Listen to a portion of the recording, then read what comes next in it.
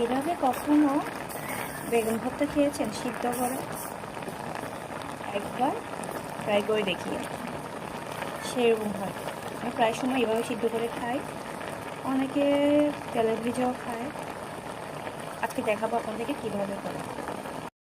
এখানে আমি এটাকে রেডি করে ফেললাম। কাঁচামরিচ, ধনিয়া পাতা, সব কিছু, লবণ, সরিষার তেল সব একসাথে মিক্স করে রাখলাম।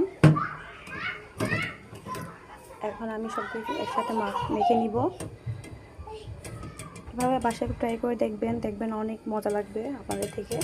অনেক টেস্টি হয় এটা, সুস্বাদু। আর গরম ভাতের সাথে মানে খেলে তো আর কোনো তুলনাই নাই। বাসায় সবাইকে ট্রাই করে দেখিয়ে। দুইভাবে খাওয়া যায়, তেলে ভেজেও খাওয়া যায়, এভাবেও খাওয়া যায়। যে আমার প্রায় হয়ে গেছে। এদিকে আমি কিছু সবজি সিদ্ধ করলাম, গাজর, লেটুস পাতা, করল্লা, ফুলকপি খাওয়ার জন্য।